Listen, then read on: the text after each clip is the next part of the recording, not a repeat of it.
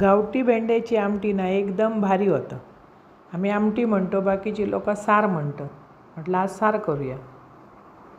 ते 8 भेंडे होते 50 रुपये. गावठी होते म्हणून घेऊन येले आणि कोवळे होते. आणलं, स्वच्छ धुतलं, फुसलं आणि त्याचे तुकडे करून ठेवले. नंतर एक कडला घेतलं, त्याच्यात घातलं तेल, बारीक चिरून कांदो परतून झाल्यावर भेंडे घातले. भेंडे पूर्ण फुसून घ्यायचे, ओलवट ठेवायचे नाही. ओलसर रवले की ते दोरे सुटतात. ते खमंग परतून घेतल्याबरोबर मीठ घातलं, म्हणजे वाटप त्याच्यात घातलास की ती अळणी लागणत नाही. मस्त परतायचे खरपूस अगदी आणि झाकण ठेवून शिजवून घ्यायचे. तोपर्यंत आमटेचं वाटप तयार केलं आहे. एका मिक्सरच्या भांड्यात खोबरा घेतलं आहे, ओला कांदो, हळद, लाल तिखट, चिंच आणि धणे पाणी घालून बारीक गिलगिलीत वाटून घेतले. आम्ही गावठी मिरची वापरतो, त्यामुळे आमटी पिवळी होता. तुम्ही बेडगी मिरची वापरल्यास ती लाल भडक होतली. आमका ही गावठी मिरची आवडतं.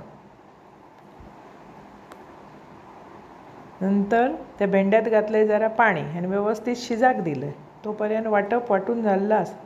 वाटप एकदम बारीक वाटप होया, म्हणजे आमटी कशी मिळाण्यात. भेंडो शिजल्यावर वाटप घालायचं. जास्त पातळ नाही, जास्त घन जायच्यात आहे. व्यवस्थित त्याका उकळी काढायची.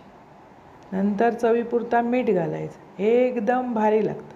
ह्याच्याबरोबर बटाट्याचा काप किंवा वांग्याचा काप,